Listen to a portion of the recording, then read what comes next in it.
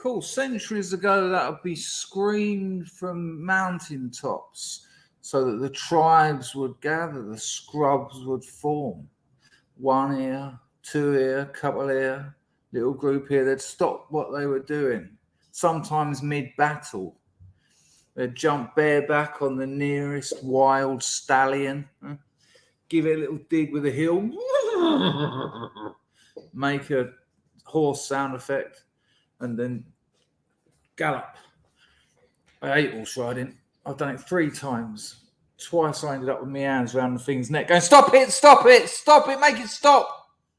And the 3rd time I just said, nah, this is dangerous. This isn't, I don't think you're well enough adequately trained for this. I know what happens. Someone gets hurt here. Get me off this horse. So yeah, that's why they stopped screaming it from mountaintops. It's weird how it can happen. It's strange what we sacrifice. It's strange what we sacrifice. Oh, look, Barrett Zippo. Interesting. You should be here, Mr. Zippo. How was I entertaining myself earlier? What was I doing earlier?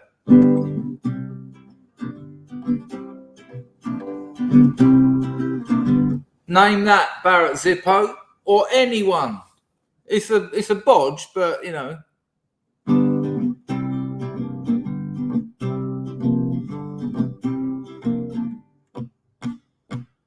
Oh no, likewise, Pizzle. I mean, I used to ride motorbikes, so I was wicked at them. And there was one moment where I was cantering, thinking I could get into this, but they're fucking dangerous. They're absolutely terrifying. They're animals, and there's more than one chord. What's the damn song?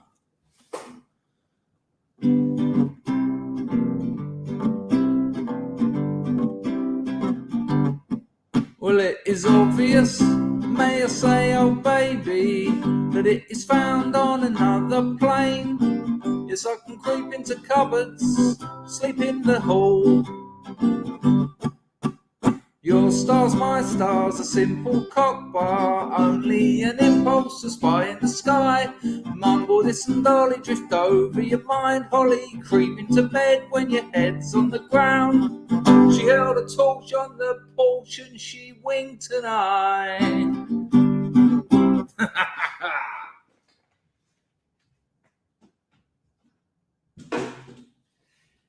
You see, the thing about Barrett, just a bit of moonwalking. Look at that. Look, he's fucking ripped tonight. I'll tell you what, I've got to buy some heavier weights. I've got to buy some heavy weights. I had a business meeting this morning, right, with a big business, like a real businessman. We have a legitimation crisis, right? We've talked about this before, but we're now on the 3rd cycle of my channel. So I said everything I know. Then I've done it all again. Now this is the 3rd cycle. So if it, to some of you, this is the 3rd time. Might bloody sink in if you listen this bloody time, know what I mean? What is this? The bloody cotton in ears brigade? Right. Hello, Martha. I'm just going to mute a burp, okay? But I'm eating a lot of protein. Hello. What it is the legitimation crisis, which is the name of a book by Frankfurt School sort of anomaly Jürgen Habermas. My mate at Leeds University won the Jürgen Habermas Prize for an essay he wrote, right?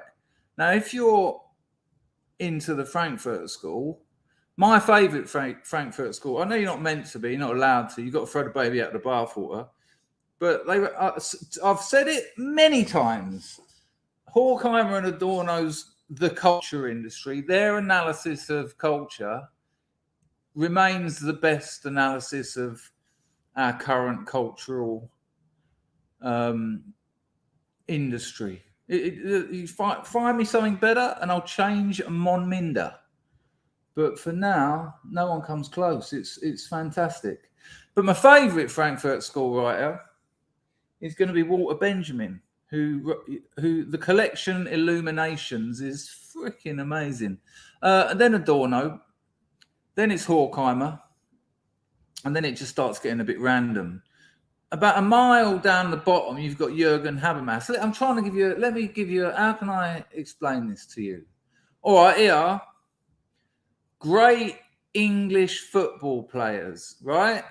Greats.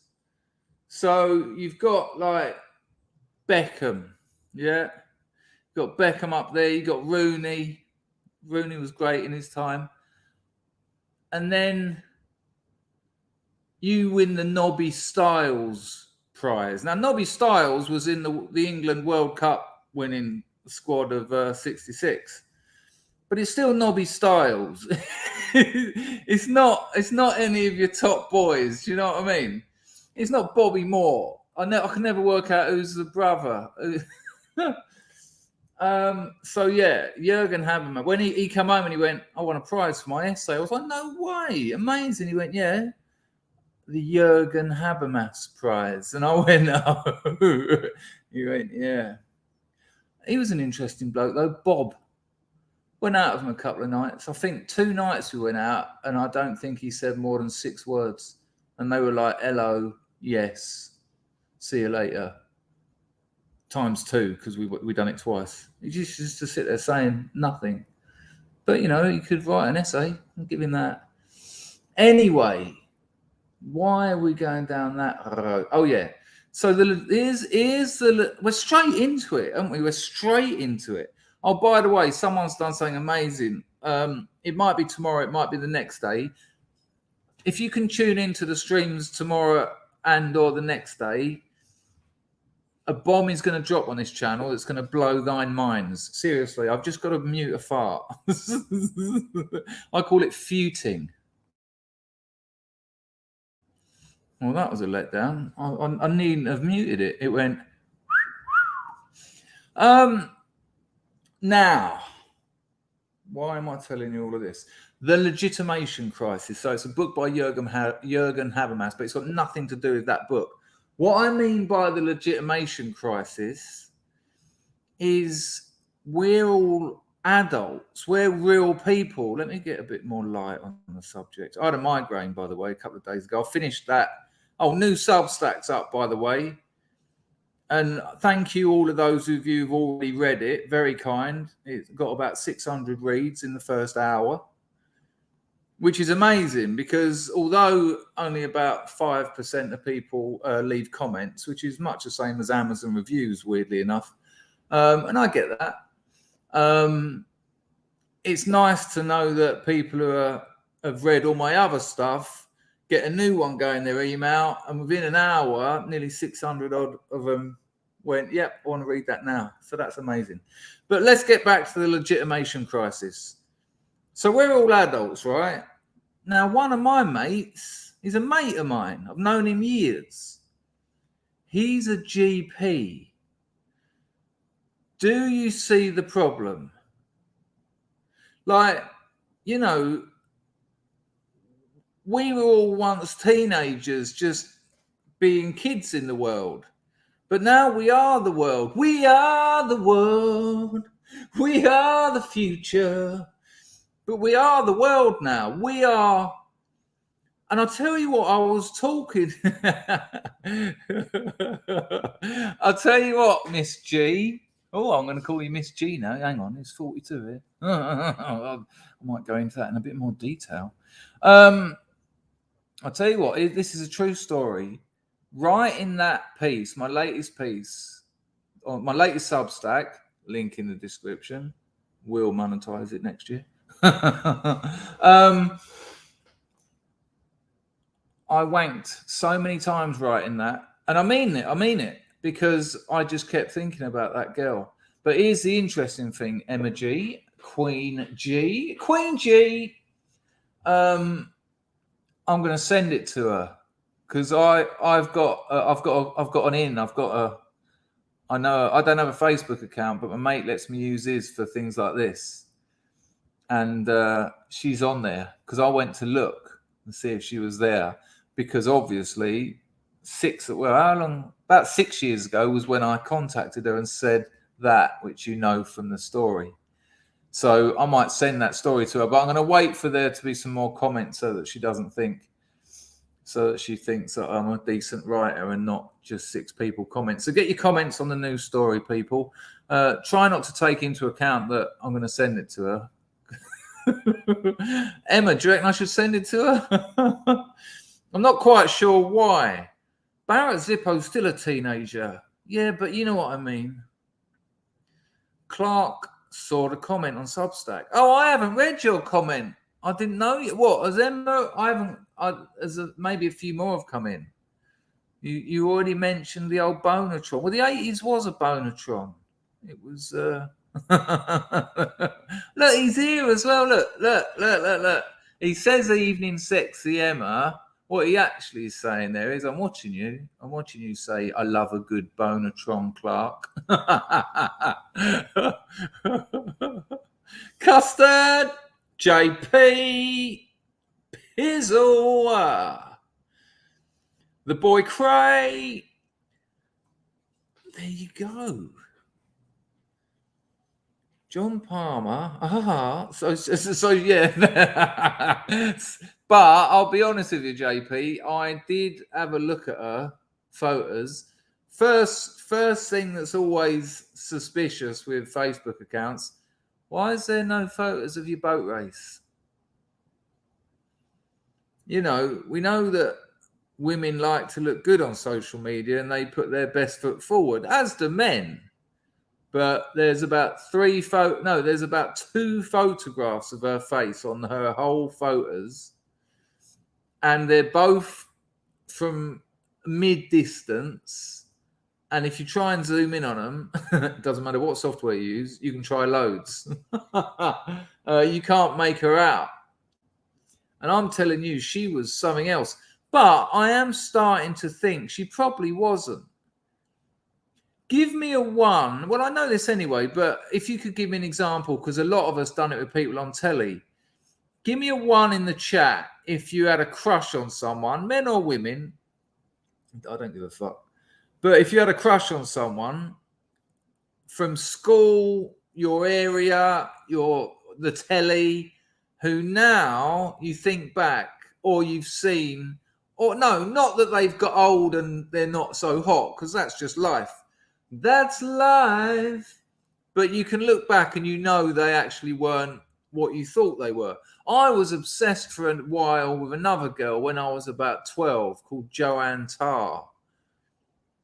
And I even know now that at school she wasn't very pretty even. Like, she wasn't a sex bomb. Claire in the news story was a sex bomb.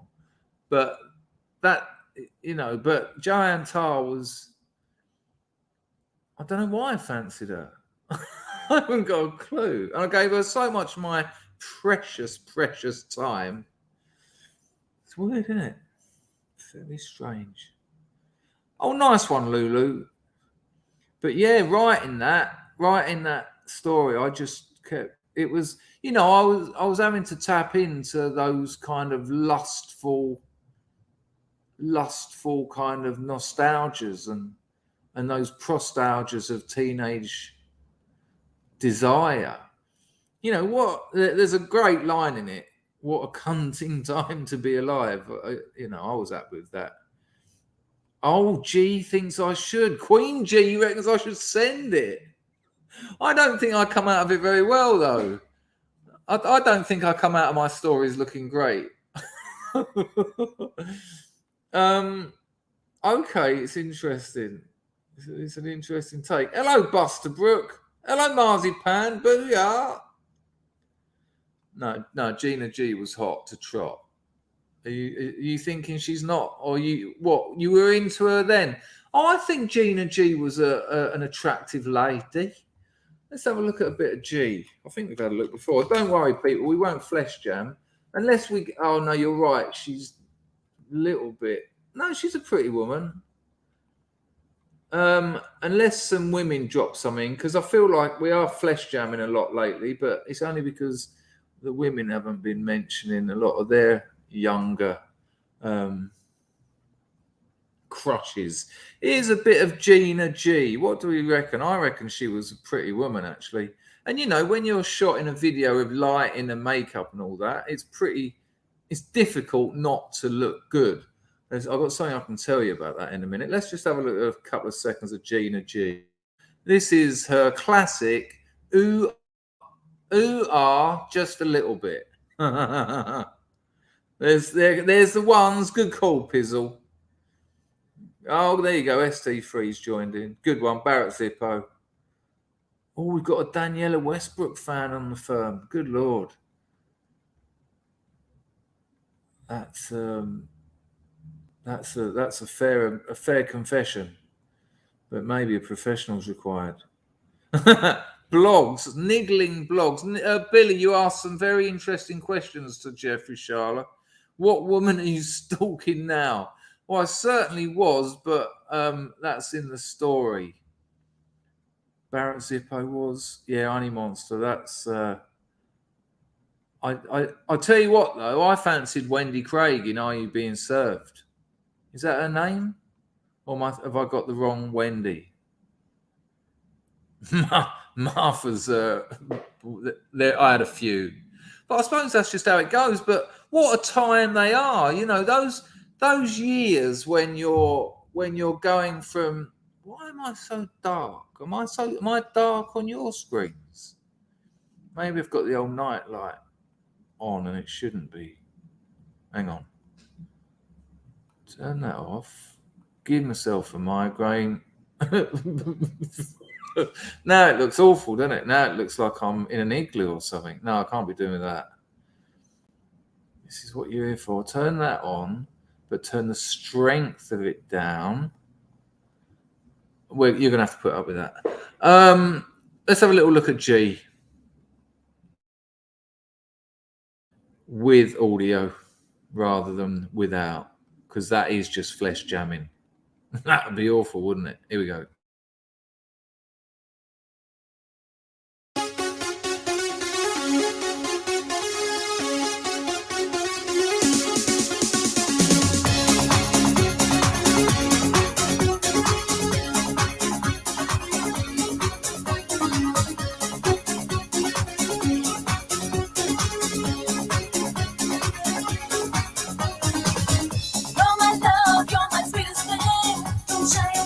No, there's absolutely no shame in fancying G. Just a little bit. She looked lovely. Pizzle was in love with Donna Sipe. What is she? Was she from your school, or can I find her on the internet? LOLC 350. Yeah, they're mad times, aren't they? You know, I can remember the period. Unlucky. I can remember the period when, you know, all I'd seen is sensual ladies in magazines, whether it was the catalogue, the four lingerie, the well dog-eared lingerie pages in the what was it?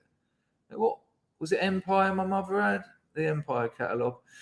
The old man's jazz mags, and you know, even as like a 10-year-old, I'd be like, one day, you know, adults actually touch and one day I'll be able to do that. Vart. It's the 1957 Vart. Nice one. Thank you very much. I'll come to that. I'll just finish this. And I can remember, you know, I was an anemic, I was jaundiced, I was goofy. I didn't have it going on. I didn't hit puberty till I was 15. So it was difficult times. But then when I got to 16 and I went from a very small child, I had these gorgeous cheekbones come out. And then it was just big. I wasn't going to, but I am going to say, then it was just, I've got a big cock.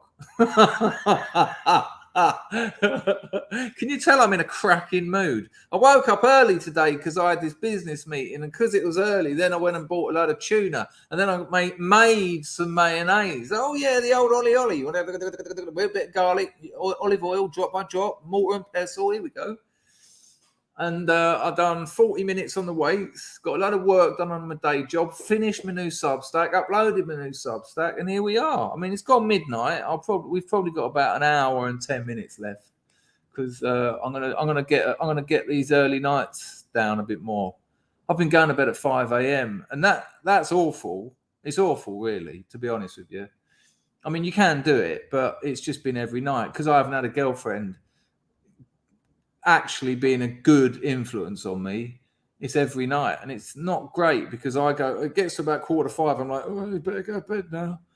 But then floss my teeth, wash my face, wash my penis, moisturize, make my bed, get all my weird obsessions and all my things at 90-degree angles and tidy up my desk.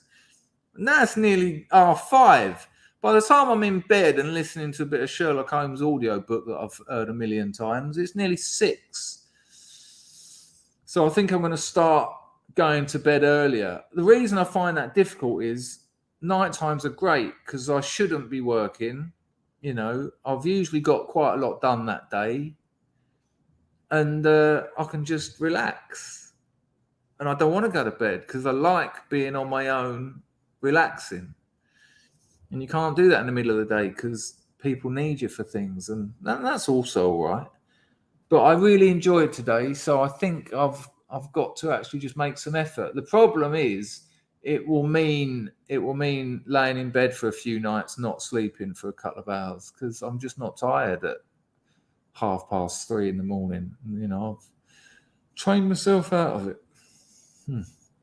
Anyway, when we get to 100 people, I want to say something about the Jeffrey Sharla stream. Hello, Tim. I hope everything's going all right. I know you're all up in the air at the moment. I hope things are moving forward well for you. I fancied loads of mediocre girls at uni. Yeah, but Tim, you're only about 4 out of 10, so that's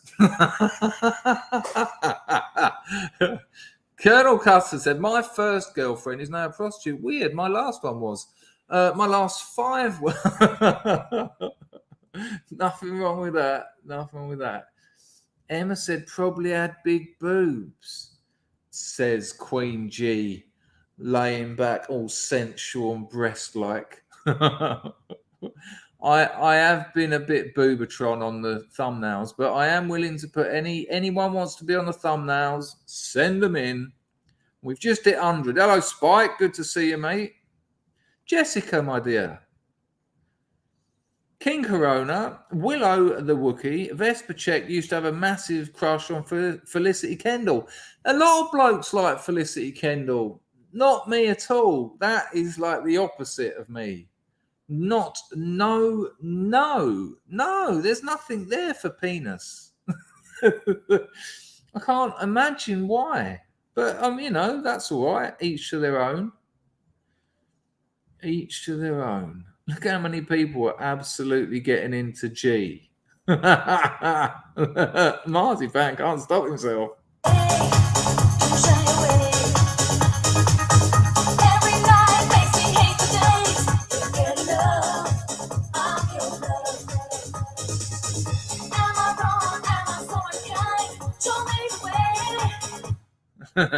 Yeah, no, there's no shame in a bit of a Gina G. I'm thinking someone else. Hello, Alan. Good to see thee. Well, we got up to 100 and then we lost 4. I think it's because I said Penix twice. Barrett's joining in. It's so weird. How are you, Alan? You all right, son? Oh, Miss Packer. We are in a pub while Master Packer looks... we are in a pub while Master Packer is school disco. Oh, God. They're exciting times for a schoolboy, don't they? He's probably there. Did he put his school disco best on? Did he go, Mum? And you're going, you look great. Did he put some cologne on? Did Packer lend him a bit of his high karate? Oh, I've really missed out on childhood. Not just having them, but my own as well. Trauma. Alan! Pizzle Jane from Rod, Jane and Freddie. It's funny you use the word crush. I used that in my latest Substack. It's in there. Sweetie World it's called. True story of teenage romance. let's have a look at Rod. Let's have a look at Rod. Imagine. Let's have a look at Rod, Jane, and Freddie, and see whether Pizzle had early good taste. I remember Jane as being a bit of a salt, but I was so appalled by Rainbow as a program. I was too old for it, really. And Bungle can fuck off. I know that's a bit brutal, but Zippy, great. George, hilarious. Bungle, just he was like proto Blobby for me. There's nothing. Bungle's got nothing to offer me. But I do remember Jane being rather beautiful.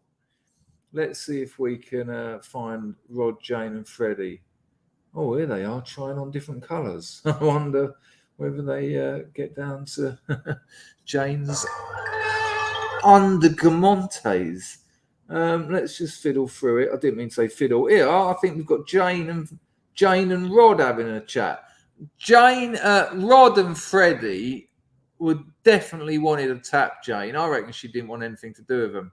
I reckon there was some really dark internal politics where they'd have to talk to their manager and she'd say, listen, you got to tell those two beaters to stay the fuck away from me because they're like 2 out of 10 and I'm Jane.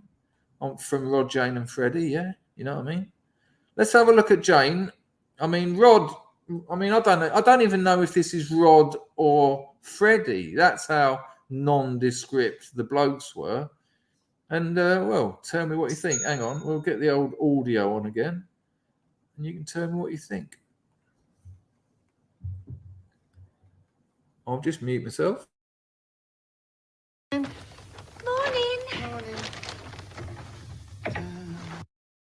Fucking hell, look at the 80s Barnet on Jane. She went into the hairdressers and the hairdresser went, hello, darling, what do you want? And Jane went, I want a 1983, please. Hello, Vincent. She said, I want a 1983. And the woman went, no problem, sit down. And that is what she got. Manny Moo, I'll tell you what, Manny Moo, I've cracked one out over Bet Lynch. I did that as a kid. Mrs. Slocum, no, that's pushing it. That's the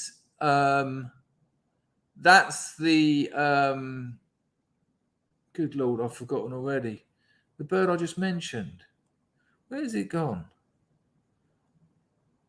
Oh, good Lord. Yeah.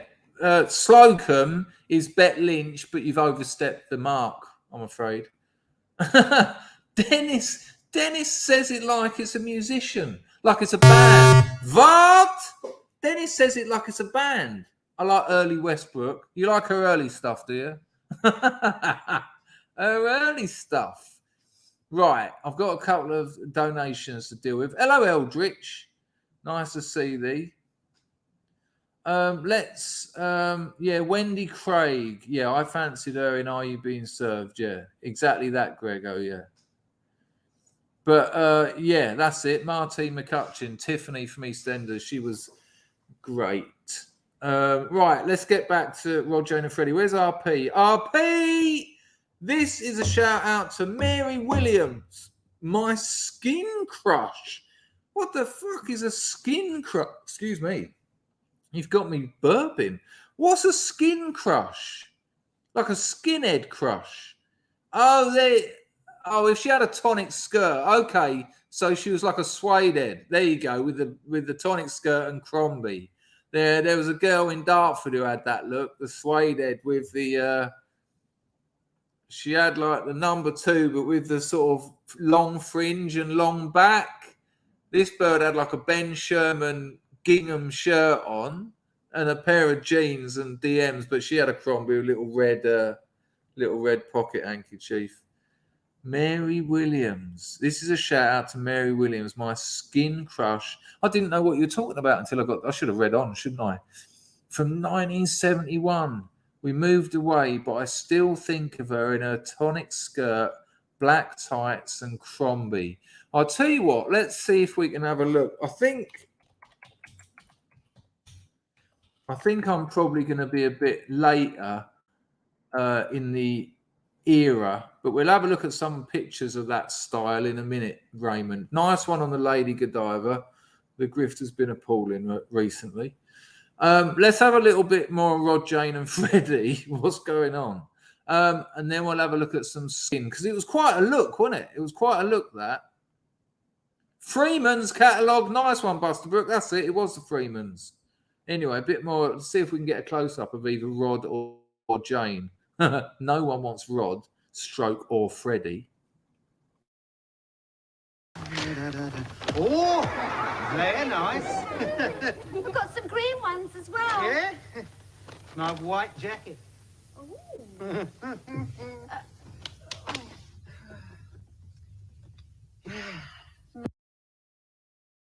No, Jane's great stuff. Jane's. I think Jane is in many ways the patron saint of 80s television scrub alerts. Okay, good. I'm glad we got that taken care of. Why does that keep telling me it's charged and then it's not charged and it's charged and it's not charged? Make your mind up. Oh, I'll just put a rib out. Okay, I think Lindsay put a donation into Entre. Oh my days. Excuse me, people. We're having a few technical difficulties in the old studio. Let's pull that up there. Let's press that button there. Don't worry, RP. I've got a couple of suede birds. That was a real look, though, wasn't it? Really strong. In Dartford, there was two of them. Angela, her name was. I've spoken to her, well, I say recently, 5 years ago. They always have flick knives as well, and they all they liked a bit of Evo stick. They'd just be there going, be plastic bag just deflating, inflating. I'll be looking at them like, I was about 10. I go, what are you doing? She goes, you don't know, you don't start doing it. She goes, do you want some? We're like, I don't know, what is it? Glue. No, I'm all right. And then she'll be like that, and then she go, do you want some of this? I go, I sort of do want sex with you now. I don't know why. It's mad, isn't it? That period when you become a desiring adult. You're becoming a desiring adult. That's what it's about. It's very peculiar. I've got to show that from the Scrubs lifeboat, just in case there's people who aren't on. It's going to be trouble finding it, which is a bit of a. Oh, I think I put it on my. There you go. Let's grab a quick one of that, just in case people who ain't on Telegram didn't see it. We'll bosh that over there as well. Pop. Have a look at this. This was found by Silence is Leaden. He says he's been lurking and that. I'm not. He sent me an email, but Silence is Leaden. Most of you will remember him. He's been just sorting his life out. He's been just getting loads of things done, investing, setting things up, making mates. Great stuff, because he was having a bit of an hard time for a while. But he sent me a very encouraging email, which was great. Nice one, Dennis. Always good to have art. See? Have a look anyway, let's have a look what Silence is Leaden managed to find. Is that not the best hairdressers in the world? John's Hairdressers. They only needed an R in there. Lurking good would have been prolific. Prophetic was what I meant to switch. There you go. Okay, that was that. And then we'll get on. Lindsay! Let's see what Lindsay Spiritualized has got to say.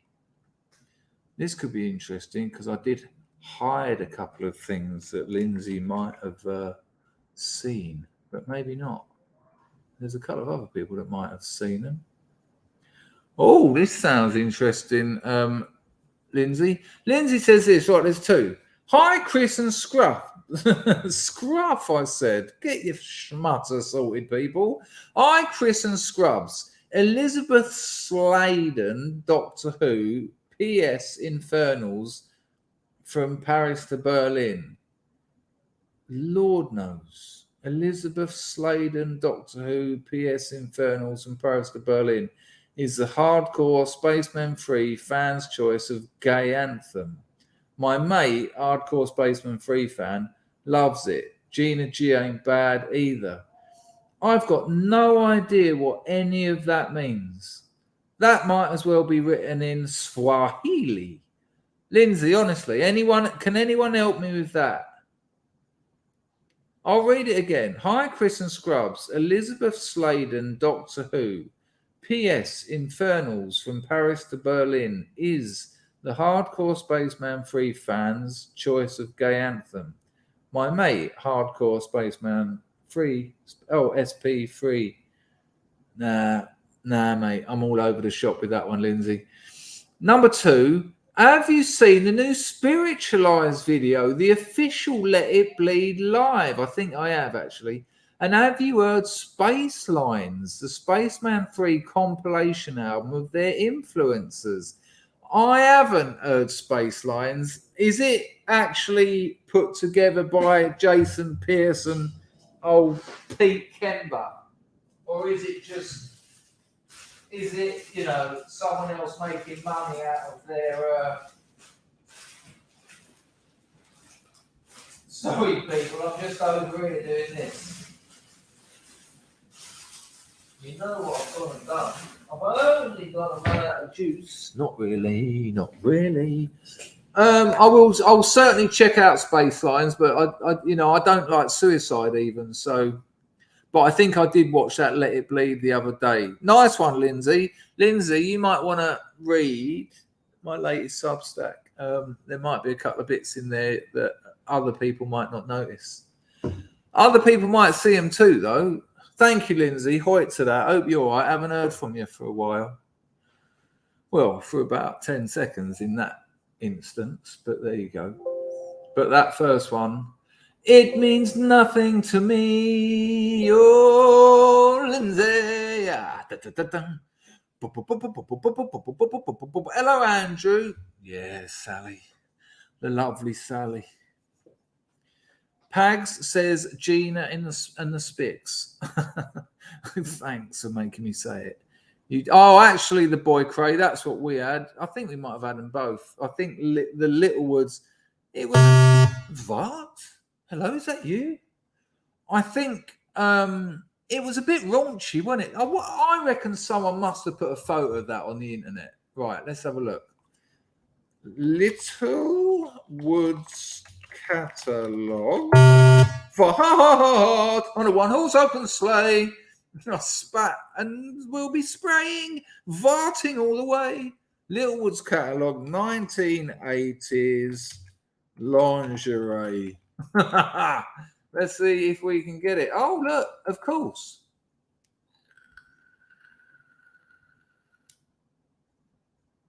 Well, there's loads of selections. Let's see. I've got to sign in on the internet to see do you taking the snuff from me? You taking the Smiths out of me?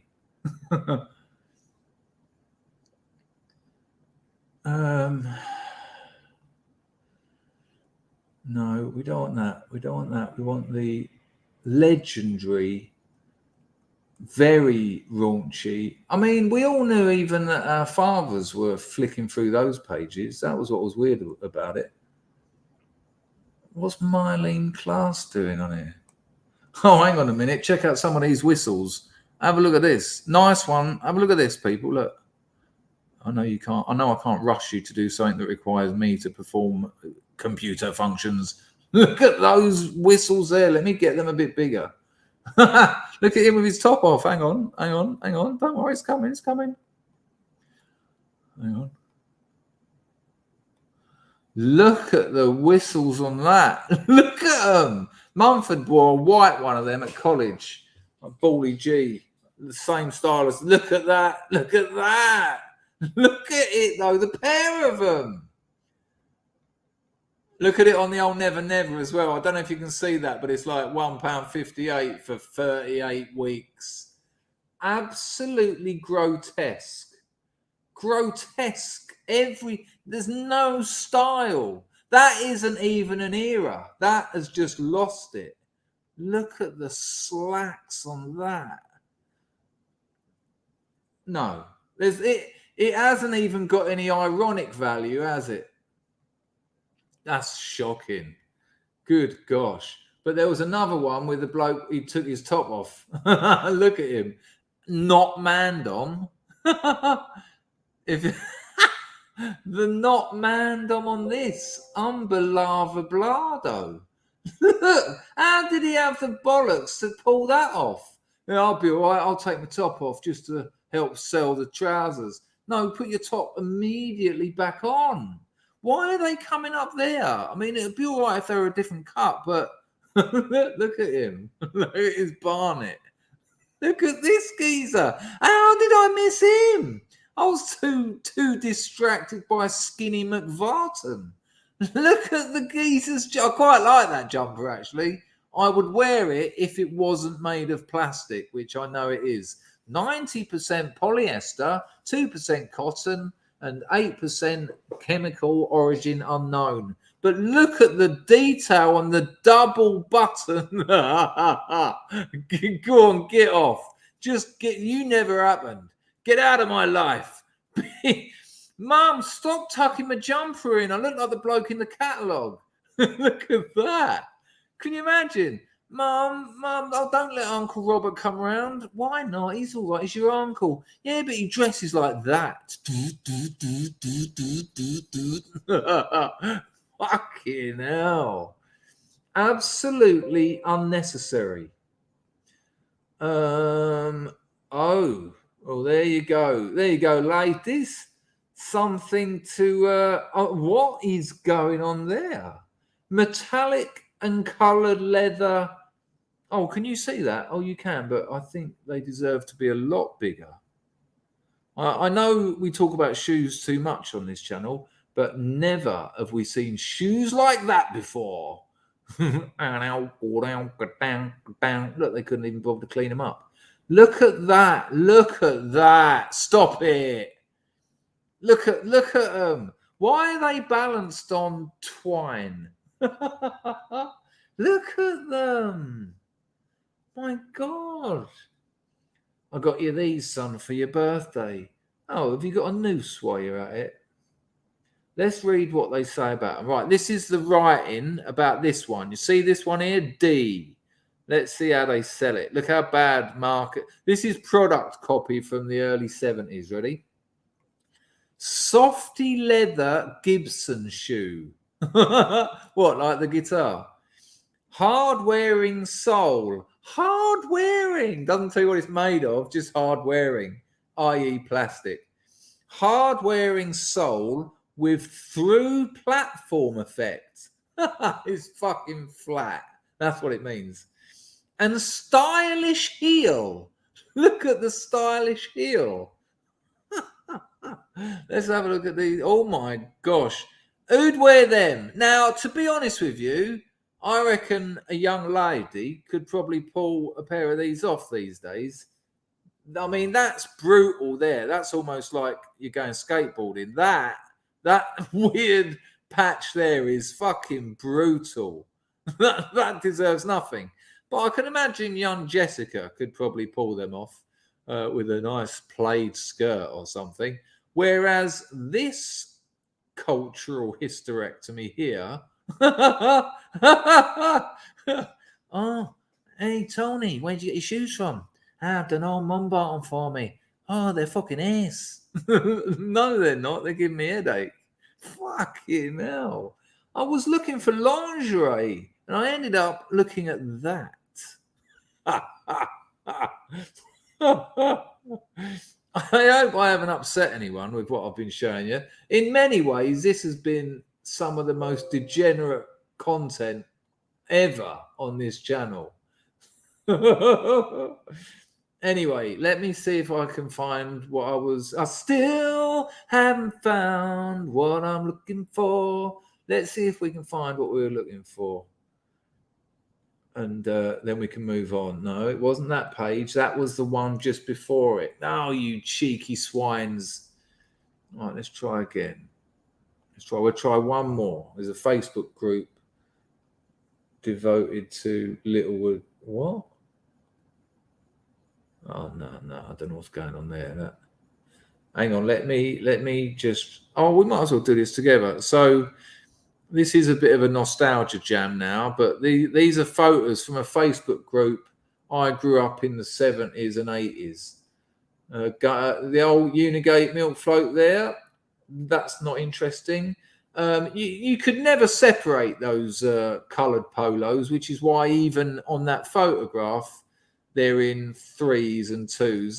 That's just a lucky one. You had to break them to separate them. Whereas, can you still get those fruity polos? I wouldn't give you the... I don't know what I wouldn't give you, but you wouldn't get it. Eldridge is lurking while he gets his shit together. All right, good work. Back soon, no worry. No, you're right, Clark. First time I ever woke up here, when I moved here, I thought, never take that for granted. Rise and Shine says, if we're horn jamming, then I'm going to throw my 2 cents in. I was in love with the blonde from Dempsey and Makepeace. I was only young, but it's when I realised I wasn't gay. What? So did you think you were gay up until then? That's a serious question. I mean, that's what's interesting. I think we might have gone past Dempsey and Makepeace when I wasn't showing you. Oh God, who's that? Who's that? Is that the blonde from Dempsey and Makepeace? Because she's absolutely beautiful. I can't remember. I don't know who that is. Is that them? No, Dempsey and Makepeace.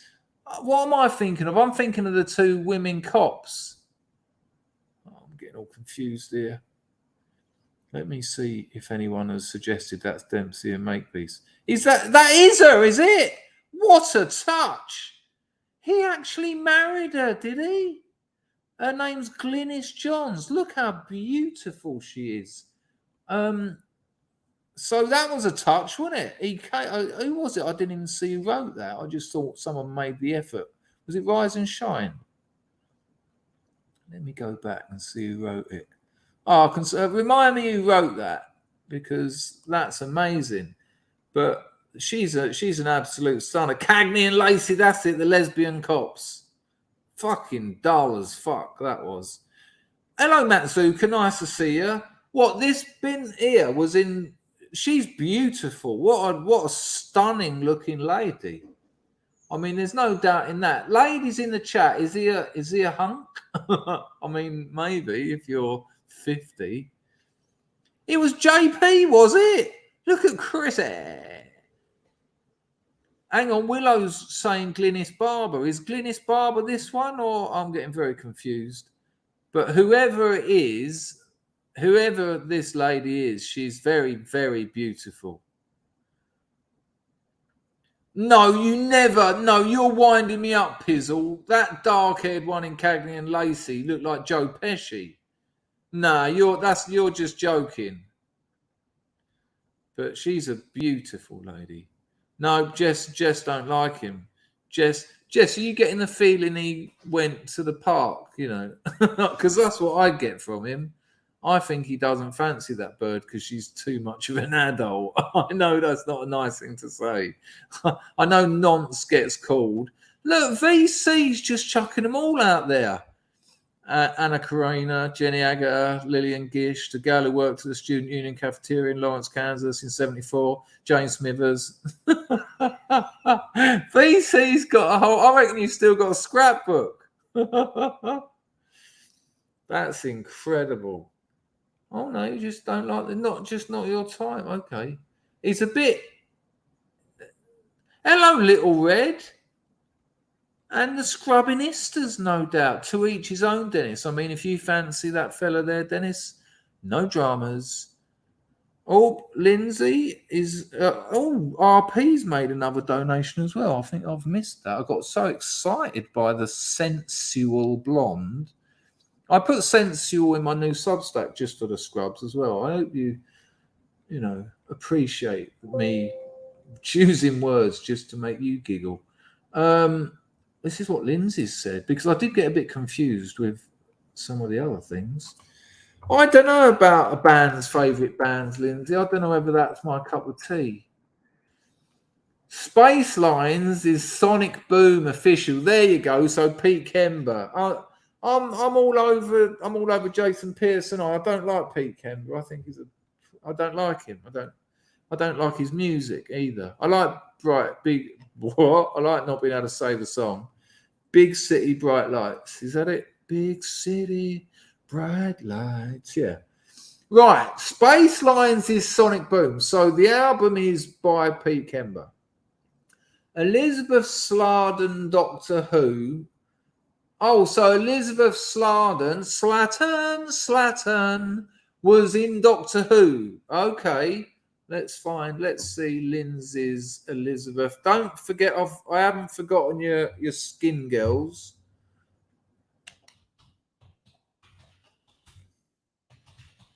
I mean, the only bird anything to do with Doctor Who that I ever fancied was the bird who made the music. What's her name? I can't think offhand. She was like a pioneer in electronic music. Beautiful woman. Someone give me her name, because there's some great clips of her on YouTube where she's playing with like her polymoogs. Oh, you can play with my polymoog anytime. Infernal have a gay music anthem called From Paris to Berlin. It's a song. Yeah, but it was all confused with SP3 and things, Lindsay. I've had a long day, Lindsay. It's been a long day. Thank you, Lindsay. We got nearly there in the end, I think. I missed so much. Nice one, Little Red. It's Emmanuel Var on the super stickers. That was so loud. It was upright and proud. Right. I think it's fair enough that we have a look at Elizabeth Sladen. Oh, she's still wonderful. Oh, you'd be well chuffed if you married her and she was looking that good still. I don't remember her from The Who. Don't worry, people. I will be sharing pictures. She looks like a proper English Rose. Is she German? I don't remember her. Oh, that's got to be her in the... Oh, my God. Oh, no, she was something else. Good call, Linz. I will be sharing these pictures with you, of course, people. Yeah, she's got quite a look about her, hasn't she? I can imagine you, Lindsay, sitting there at home trying to save your money shop for the Daleks. Here we go, people. Here's Lindsay's crush from afar. It's only bloody Sladen from Who. There you go, look, with our Wurzel Gummidge. That would have been it, wouldn't it, of course, because Wurzel was Doctor then. But and then here's another shot of Sladen. I'm going to pronounce in all. Oh, she looks like she's at your school going, Chris, hey, come over here. Do you want to go swimming? And I'm like, yes, please. I'll do anything for you. Hello, Howard. Your avatar's gone crazy and you've said, hey, Chris. That's right. Hello, Tech Roach. Good to see you. That's it. Delia Derbyshire. Let's find out her, because when you hear her voice, but look at old Sladen now. She's kept something. She's kept something a little bit quite charming and British and English about her. She's got to be about 70 or something, hasn't she? Well, maybe she's a time traveller. Oh, she's dead now. You missed the bus there, Lindsay. Cheers, Willow. Thanks, mate. Right, let's find a bit of Delia Derbyshire, because when you hear her voice, if you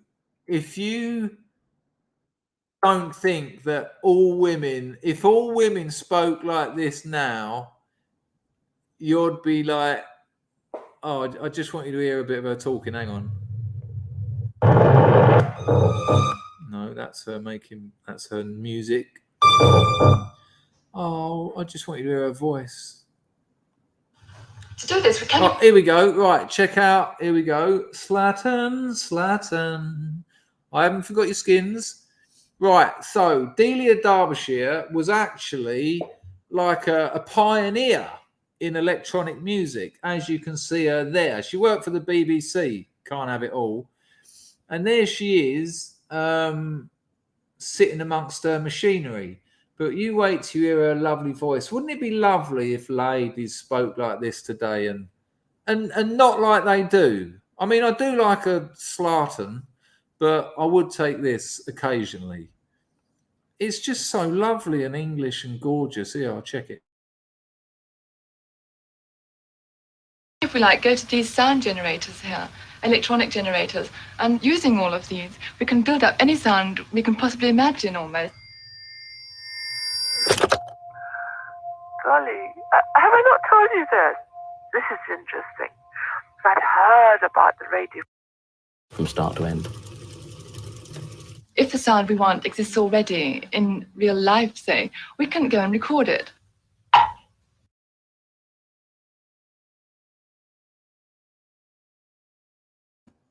Imagine if women spoke like that. Jesus Christ.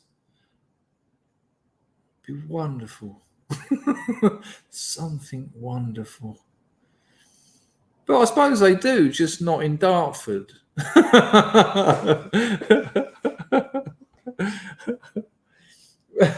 Did you hear your woodblock then? It went. Right, okay. A couple of suede girls. What a look that was. Very strong look. I mean, good Lord. I can't be doing with these blue-haired millennials, but when you've got birds like this at your school, it's a tough life. And I mean it. It's a tough old life.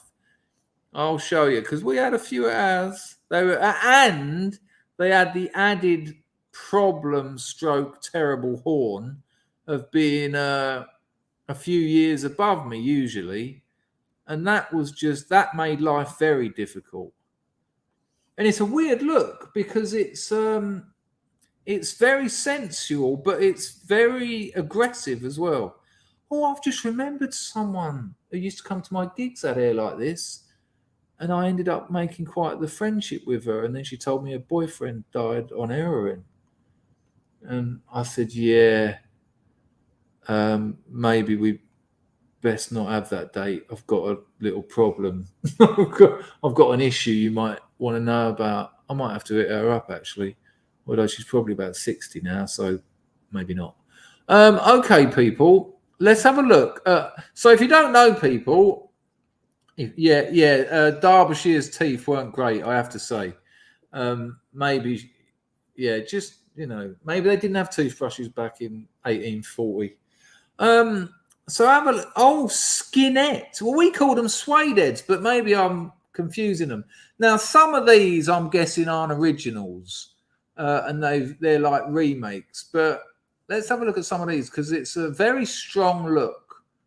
This is a remake for sure, but I'd definitely go out with this bird. I would definitely love to take her out for a few drinks. It's a good look. The old Harrington design shirt there. Look at the barnet. Incredible. What you can't see from that photo is, if you can see my cursor, behind that fringe, all round, all her sides and the back is shaved like number 2. It's incredible. But check out some others. I had birds at my school who looked like this. When I was like 13, they were in my class and you're like, stop it. Look at the barnet on that. She's got to be a model, though. The old Fred Perry shirt there. Absolutely rocking it. You're not your cup of tea, JP. Jess knew a girl who had that. I think it's a very strong look. I think it takes a lot of bottle. And I think it's actually very rebellious. There you go. You can see the shaved bit. Like that. She's a beautiful girl. I mean, you go to bed with one girl, she turns over and you wake up with a bloke. You think you woke up with a geezer. No, face me.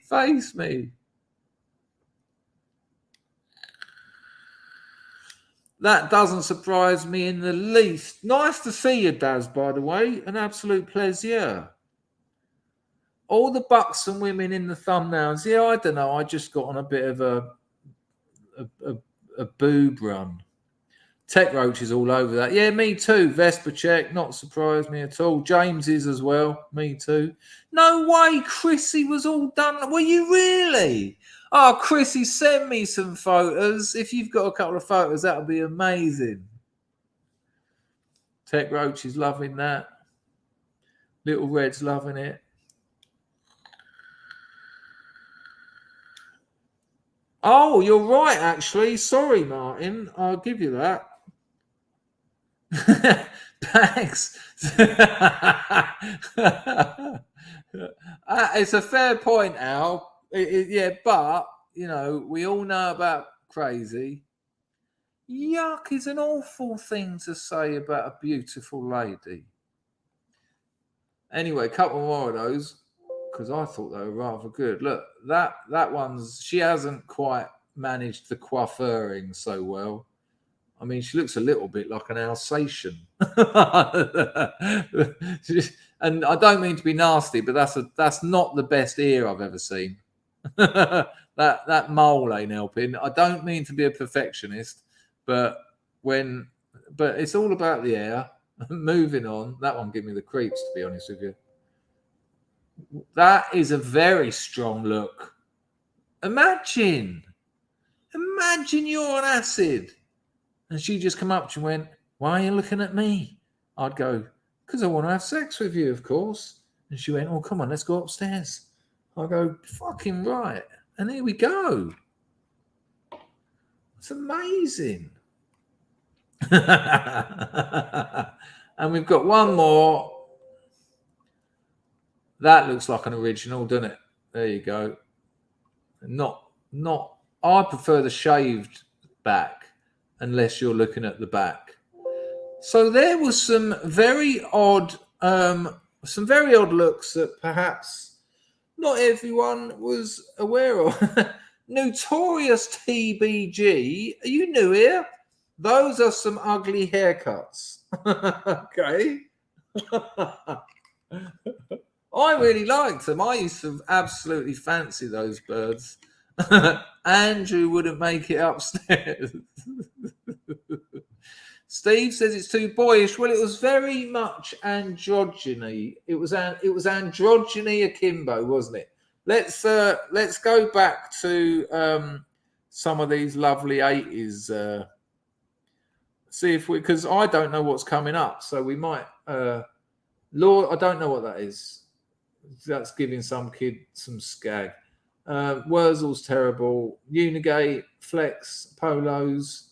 And from here on in, I hate you, Butler. The original and best Doctor Who, mad as a hatter. I've had a couple of drinks with him. Used to drink in the French house. Absolutely stark raving mad. Tom Baker, I'm telling you this. Tom Baker was a regular in the French house, right? Gone. I mean, Lord knows how we ever managed to act, because I would speak to old timers at the French house, and after like spending half hour with Baker, I'd go, "Has he always been like that, or is he? Oh, no, that's not what I said." Because I actually asked the bloke who published The Joy of Sex. Well, there's a weird place, the French house. I said to him, "Has Baker got dementia?" And he went, "No." He went, "No." He went, "It's always been like that." He said, "It's always been like that." And like Baker's literally, you're sitting there next to him. There's a tiny little bar at the French house. Really, there's enough. At the French house bar will sit 1, 2, 7 people. All right, seriously, 7 people will sit at the French house bar. That's it. And I'm there, and Baker's next to me, and I've just sort of turned around, and he's just sort of got mad, proper mad staring through your eyes, and then he just sort of goes, "You're going to drink all of that, or you're going to let it drink you?" And then just turns back to his drink. Absolutely absurd bloke. But I liked him. Good entertainment. You know, you don't want someone starting asking you questions and that. After we'd been talking for about 25 minutes, I said to him, so what are you up to later? And he went, who are you? Why do you keep asking me things? I hadn't asked him anything. I hadn't asked him a thing. He was talking to me. And when I casually after half hour thought, well, you know, maybe we're chatting now. What else you doing today? Who are you? Why do you keep asking me things? Baker. I was quite, you know, grifter. I was quite into him though. Rat tail. That's what you want when you sit down at the French house. You don't go there for normal people. Good Lord. Who have we got here then? We've got Price. Oh God, why can't I remember their names? Vincent Price, top right. The Gaul at the bottom. What's his name? Come on, people. You can help me out here. Christopher Lee. Peter Cushing. Cushing's at the bottom. There's one missing in there. Boris Karloff. Excellent. Look at the whistles on those. Look at Price's whistle. Good Lord. I mean, I'm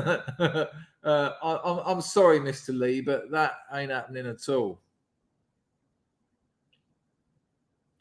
Pizzle thought the rat tail was cool when he was about 11. I had one and I cut it off because it was crap and embarrassing. That's a cool shot though. Lionel, how disgusting. I hated Lionel Richie's video. Hello. And he's like, he falls in love with a blind woman and she makes a sculpture of him. The truth is it would have come out like that. Hello. Oh, God, it went on for fucking years, didn't it? Remember these awful things? Have you got your check card, please? Oh, yeah, but I haven't got the hour and a half it's going to take to put it through this thing. Ka-chunk, chunk. Ka-chunk, chunk. Yep. They gave them drugs to make them work, you know? What a non-surprise. Don't know what that is. Animal crackers or the other ones. I can't. There's another one in it. I can't remember the other one. What it is? Bond. Corey. One in the chat if you had operation in your drum. One in the chat. Hello, John Doe. One in the chat. Hang on, who said that? Yeah, John. Card snapping machine. Absolutely. The boy Cray didn't know he was Bane. That's hilarious. She didn't know. Hello, is it what you're looking for? That's incredible. One in the chat. That's it. Banana splits. Well called, full staff. Great call. That's it. Not what I said. Where's the ones for... There you go. There they are. Oh, no way. The boy Craig's still got operation. What? What was the hardest one? The bread basket or the wishbone? What a great game. Incredible. Minutes of fun. Just minutes. I had to give up Penny for the guy. It got to the stage where we lived where they just put a mask on me. We stopped making guys and just, we were so trampy, we could just put a mask on and we got caught out. So some old woman gave us like 7 pence and I started laughing and she went, hang on a minute, that ain't even a bloody guy. Oh, that's fucking Janet's boy. Started kicking me.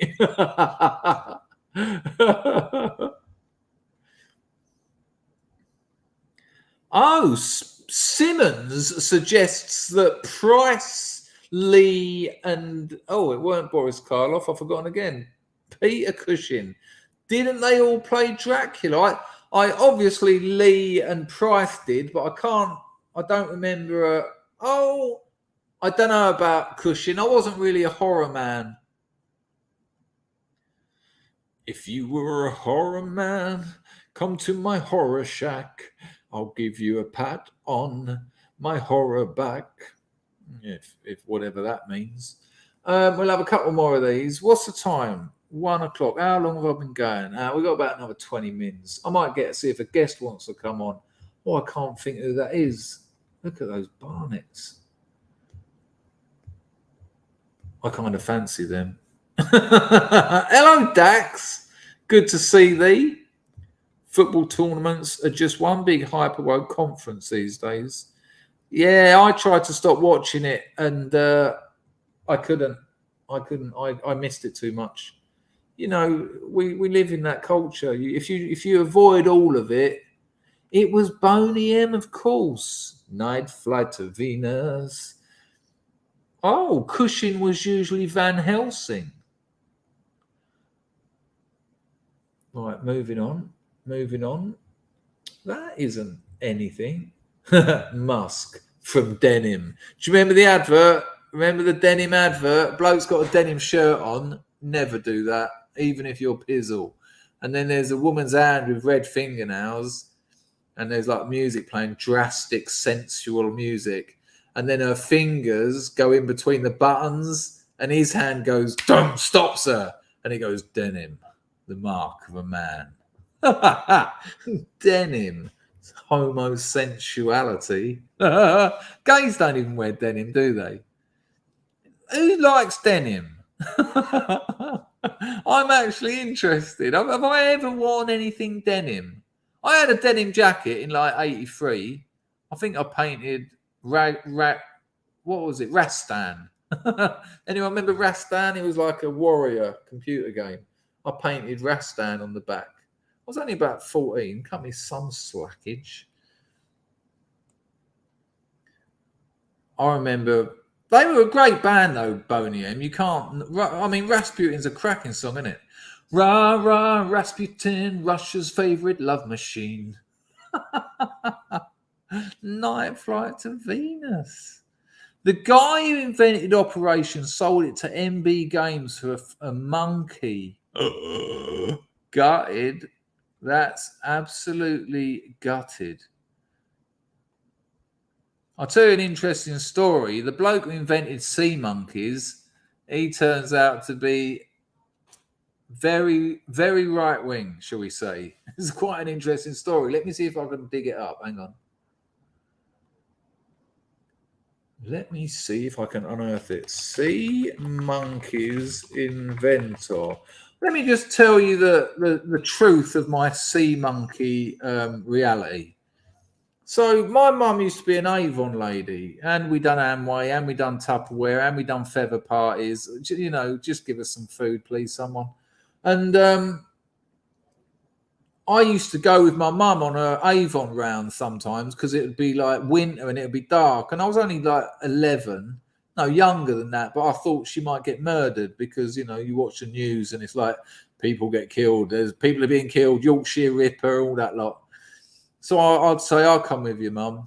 Yeah, that'll help. And I used to get to know the people on the Avon round. And one of the women that used to buy makeup off her had 2 kids. They're both dead now. Weird. They both died like really young of things like holes in the heart and no brains. It's not funny, but they weren't that.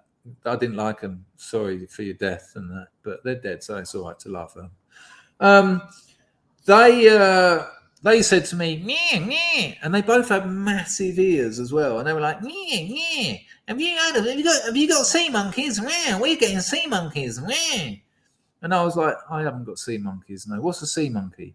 And they looked at each other. They were like, "He doesn't know what a sea monkey is." These were the kids that had the Diamondbacks, the PK Ripper, the Harrow Freestyler. You know, the rest of us were on our like 50 quid secondhand fucking, you know, can't even bunny picks. It's too heavy. They were well spoiled. Shame they died. And they were like, "Yeah, he doesn't know what sea monkeys are. We're getting sea monkeys." They literally talked like that, the pair of them. I think they had no penis and balls or hearts or brains. And they're both dead now. And God, I hope their mother's not watching this. Sorry, Sheila. I'm only trying to get some laughs about your dead children. And I said, so what's a sea monkey? And they went, yeah, well, what it is it's like a tiny little monkey. You get it in a packet. And they explained to me, but being cunts, because they were cunts and they had money, they were basically saying, you'll never get any, you've got nothing. Look at the state of your clothes. Your mum's the Avon lady. You won't get sea monkeys. You get them and you put them in a tank. So when they said you put them in a tank, I'm thinking tropical fish tank or something, a big glass tank. Now, when you get them, you put them in a tank. And you get this little powder, and yeah. And you pour it in, then you feel. And the brother was like, yeah, you pour it in, and they come alive, yeah. And you can put your finger in, and they come and you can feed them. You can feed the sea monkeys. You won't be getting any out. We've got some coming, yeah. Right? So I've gone balls out to get some fucking sea monkeys because I'm obsessed. I'm thinking this can't be right. And even when my mum's going, come on, Chris, it's time to go now. And they were going, yeah, we're getting sea monkeys, aren't we, Mama? And the mum was like, yeah, they're on their way, bloody sea monkeys. And my mum said, what's this? And they went, they've ordered these sea monkeys. You know what mums are? They've ordered these sea monkeys or some malarkey. And they come in a tank and you feed them. And my mum was like, what? Are they like fish? My mum, are they like fish? Can't think in any abstract terms. Do you eat it or do you sleep under it? Or she doesn't understand it. And she said, no, and obviously the mother didn't know what a fucking sea monkey was. She just put up the money. So I'm thinking, I've got to get some. What, you put powder in water and they come alive. And they've got wings and they've got like tentacles. And these kids are telling me this and the mum's telling my mum. And once it's in the adult world, it's real. This is, I'm thinking, fucking hell. Sheila is blatantly telling my mum about these sea monkeys and they breed and you feed them and you have an aquarium. And so I'm all over them. And in the end, my cousin, who was a few years older than me, he went, a few of my mates have got them. He went, I can sort you out some if you want. He went, they're sick of them. And of course, when you don't know what it is, you think, how could someone ever be sick of something amazing like a sea monkey that grows out of powder and you can feed it and it's in a tank? I said, what, you reckon you can have some? He said, I'll get them and I'll send them to you because he lived like a few towns up. And I remember he rang me up about 2 days later. He said, I've sent you a tank. I was like, fucking wicked. I even made space for it in my little tiny shared bedroom. Like cleaned off something, made it was a milk crate with a bit of wood on top. Made a table, couple of dovetail joints. And I thought, here we go. Anyway, when this package arrives, and it's about that big, the envelope. And I didn't get a lot of mail in those days. I knew it was my sea monkeys. And I thought, hang on a minute, what's this shit? And I've opened it up and the tank is about that big. It's about that. This is my glasses case. It's about that tall. This is my 100% legit Ray-Ban glasses. You can tell they're originals because the print is clear. But the sea monkeys thing was about that big, maybe a little bit wider. Put some water in it, pour this powder in it, and then in about 5 days, there's some mosquito larvae, basically, that I had in my garden. Just larvae. It's just larvae, just little, just shit. Not a monkey, and certainly not a monkey, and certainly not the sea. And I just looked at it, and I was just like, and I was so excited. I was so excited. Oh, yeah, you haven't got sea monkeys. We've got sea monkeys. And then my cousin saying he'd get me some, and then getting some. I had a lot of things like that as a kid. Can anyone remember those kinds of disappointments as a child? Like seeing something in a magazine and, or in the Argos catalogue. The Argos catalogue was our Christmas gift catalogue, basically. and we'd pester our mums. Well, Mum, I really want that. And, you know, from fucking September through to December the 10th or whatever, I really want that. And she'd buy it for me and I'd get it and it'd be fucking shit. So many. One in the chat, if you remember, countless disappointing toys where what was promised was so far from the shit you got. And then you had to pretend to enjoy it because you know your mum went without eating to buy it for you. And you'll be like, yeah, this is brilliant. A Vart. Thank thee, Vart. Pizzle, of course, he's got a denim jacket. He loves it as well. Look, Jess has got one. Oh, don't wear them out together, though, eh? Good God. That is double denim, but taken to a new level. Eldritch remembers Rastan. Yeah,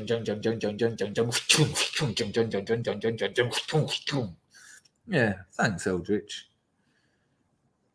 Martin had a denim shirt. Oh, my God.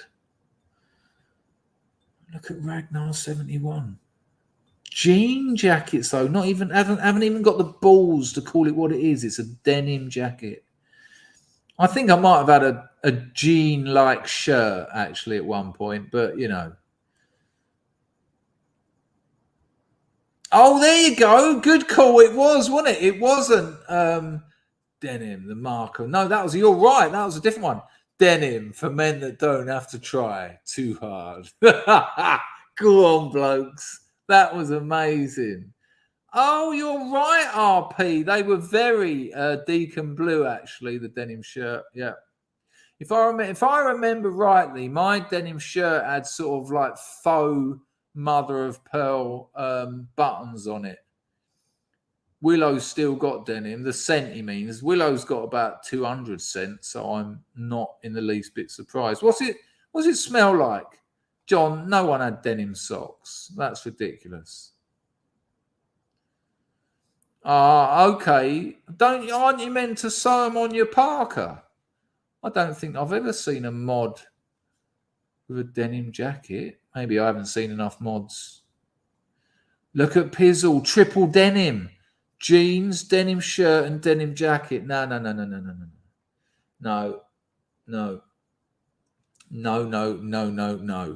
Right, people, let me, I just got to catch up with a couple of donations, and I stress couple, it's been awful. And then I'm going to show you the little story about the man who invented Charlotte. We already had Charlotte on. Oh, yeah, I'm going to talk about that in a minute. Remind me. Oh, you just did. Right. Hang on. Where were these? Chop suey glasses. They were never they were never a letdown. Araby was a letdown. So much fucking walking. I had an Araby boomerang. I was the bee's knees for about 5 minutes. Oh no, I didn't have an Araby. I had the normal Araby that just went for fucking miles, and then it was like, oh, I get this new toy. It's called walking. Mum, can we play walking? I had an Araby, but it was round. It wasn't a boomerang. You just threw it. The Araby's got the world record for the furthest hand-propelled, I don't know what you'd call it, thing. Right. I remember waking up at 3 a.m. on Black Friday on a cold November day to go to Toys R Us and get a Pokemon battle board. Was supposed to be revolutionary. Waited in line for 1 hour and used it for 20 minutes. I haven't got a Danny LaRue what a Pokemon battle board is. Hello, Vosse. Vosse. I was in rehab with Vosse. Oh, no, I wasn't. There was a slight overlap, wasn't there? You were leaving just as I arrived. Wanting a chopper and getting a grifter. yeah. Or wanting a grifter and getting a striker. It was always just sad times as a kid. I've got to say, though, people, when I was at that rehab, this bloke was fucking hilarious. And I'll tell you, you know what? I said to this bloke when I was at this rehab, I'm telling you about, I said to him, I'm going to do stand-up comedy when I get out of here. And he went, he's from Manchester. He went, oh, yeah, what, you can't do that. What are you going to talk about? And I said, I'm going to tell stories. And he went, well, what kind of stories are you going to tell that? And I said, well, I had sex with this disabled girl on acid once. He went, you can't fucking tell. That's not a fucking joke. You can't get on stage and say that. And that was the first ever story I told as a comedian and the last ever story I told. And there was a 10-year of stand-up comedy in between. How interesting. We did have a laugh, Vossi. We certainly did have a laugh. It's a bit of a shame that old Foot Golf isn't here. He told me you and him fell out, though. But I'm sure he'd... I'm sure Foot Golf's Richard, by the way. Richard's still funny. He says that Focus was the best time of his life. But, Vossi, there's a bloke here, our pal. He went to rehab and got clean, and he said he fucking loved it as well. And I did love Focus. I mean, I've done some jank rehabs in my time, and Focus was much different. John reckons denim socks he sent me a photo. All right, we'll have a look at that tomorrow. Good Lord, denim socks. Just no. I don't want to admit that they exist.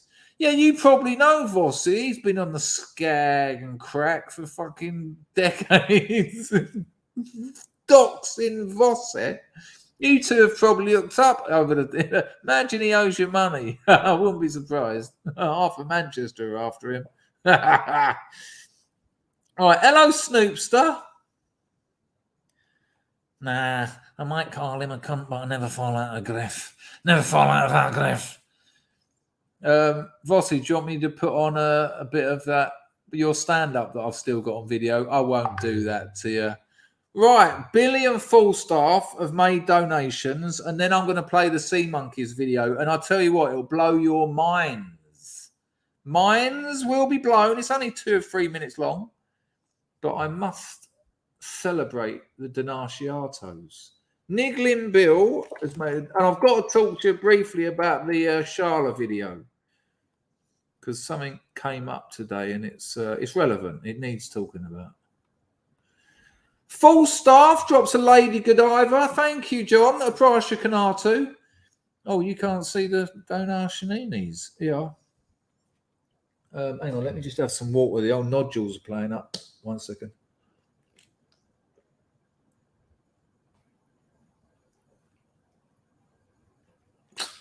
All right. Talking of hot birds making electronic mood music, watch as much of this as you can of this interview with the producer of the soundtrack to A Clockwork Orange. Right, what now? What? Because she's a... Oh, hang on. Let me try and show you how we get some of these sounds. Hang on, is that a lady? Falstaff, is that lady? That can't be lady. I'm not buying that. Is that... I mean, in fairness, if she's making the music for A Clockwork Orange, she's... Wendy Carlos. That's a peculiar... Falstaff, that's bizarre that you said watch as much as you can of this. She looks like she's got sideburns. Yeah, people, check this out. I'm not being nasty, but she's not my cup of... Has she got sideballs? Is that a man or a lady or a boy man? What is this? A lady boy? Adult baby? I don't know what it is. Hang on, I've got to get the audio on. Is it a lady boy or is it a gentleman girl? Switcheroo. Here we go. Check it. Let me try and show you how we get some of these sounds. First of all, none of them exist as a particular sound as they would on an electronic organ. There's no magic button marked trumpet or violin or drum. I'm not being funny, but I'd rather dink that random doll that they put on the shot than him Sheila Zano. Particular sound as they would on an electronic organ. There's no magic button marked trumpet or violin or drums. You have to build every sound. And to start to build these sounds, you have to start with something pretty simple. And here are the simple things we start with. You've got to start with something pretty simple, like shaving your masculine sideboards. 5 of them. Nice old Moog, though. Look at that. That Moog, is it? That's just... Look at patching all them up with just joining the leads. Let's see how qualified. I'm with you, Pizzle. I haven't got a Danny. I mean, look at us, lot. That's strange. It is really odd. Falstaff, what? Are you joking? Or do you know that for a fact? Because they are a very different colour to the syrup. A little bit more. The simplest one of all is something that any lab technician must have seen at one time or another. It's called a sine wave. It's very smooth, very flute-like.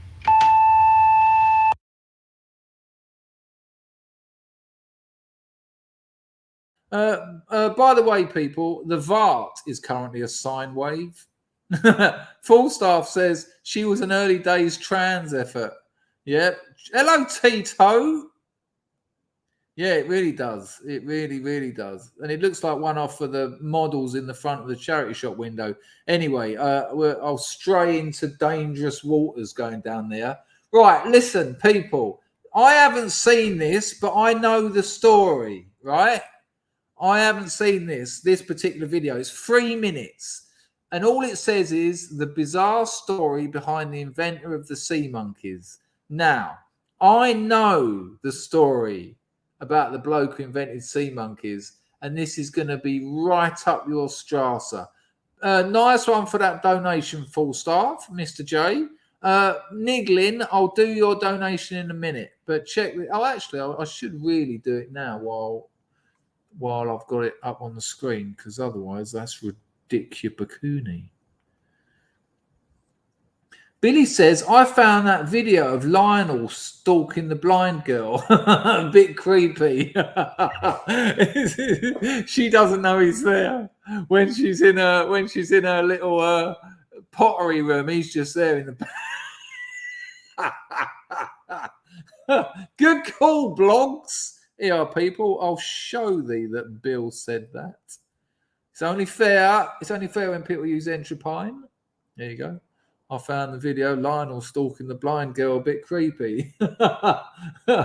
Lionel was creepy, though. I think it's fair to say that Richie was creepy. That's why he's dancing on the ceiling. Get away from the gathers who are after him for stalking. Right. So, people, check this story out. It's going to blow thine minds. I'll just make sure you've got audio. It's only 3 minutes long, but if they tell you what I know about the fella, you're going to really enjoy this. Hello, Seeking Truths. Good to see you, son. Niggler in the Woodpile. Are you new in these parts, or is that a new? Have you changed your name? Hello, Matt. Good to see you. We are not cracking Enigma, but we are getting there. Nice one, VC. VC. Right, here we go, people. Thank you, VC. That's very kind, but you didn't get your VART, so check out the sine wave on this. Oh, it's not a sine wave, it's a square. I'll change it to sine, especially for you. Here we go. Do we prefer sine? Or do we prefer square? If we prefer square, I don't even need to ask you that. Nice one, VC. Aprasha Kiku. Hello, Keys to the Kingdom. Right, check out this. I'll mute myself. Here we go. Hello, Snoopy.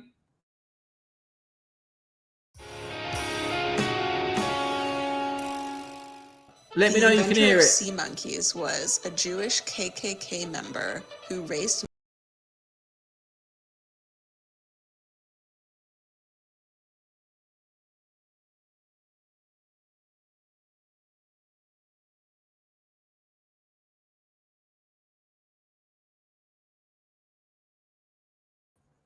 Did I just get yeeted that quickly? I knew you'd enjoy it. Did you see what came up there? Did you see the opening? Hang on. Let me know I'm back. JP, did you see it? And then I went, didn't I? Oh, tell me I'm back. Please tell me I'm back. I reckon there's just a slight delay. Surely I don't know what happened then. It just went. Right, cheers, Marzipan. Right, I told you. I told you it was nuts, people. I told you it was nuts. Right, we'll take it back to the beginning. You're going to crack up. It's fucking crazy. But it gets weirder than you even think. Here we go.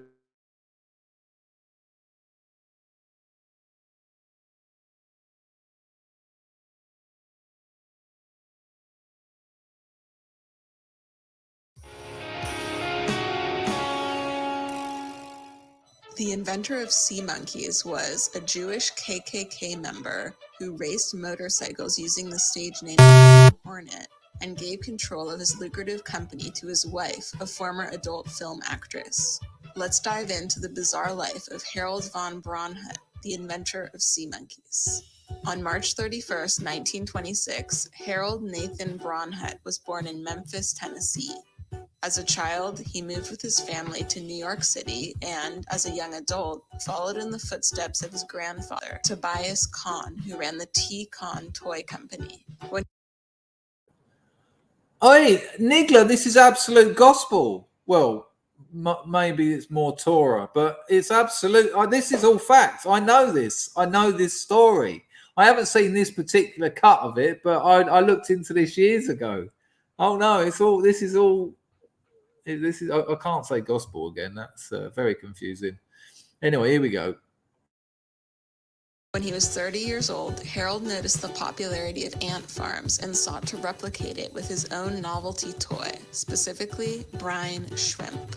He noticed some crustaceans undergo cryptobiosis, which is basically hibernation for brine shrimp. When the organisms are dried out or frozen, they automatically pause their metabolic processes until their surrounding environment becomes hospitable again. Cryptobiosis makes them appear lifeless, but they're actually alive. So Harold created his own hybrid version of these shrimp and worked with a marine biologist to make a packet of powdered nutrients that would be mixed with tap water. Yeah, and that's my fucking sea monkeys. Yeah, people saying they're kosher. But yeah, that's how not sea-like or monkey-like. Oh no, they're not. They're just like little larvae. They're so crap. Oh, shrimp isn't kosher. Well, you weren't meant to eat them though, so you know. Here we go. And allow the shrimp to hatch. He called his product Instant Life, but changed the name to Sea Monkeys in 1962. Now that's what those kids showed me. Because that's what you get. Like, that's the advert. Look at them.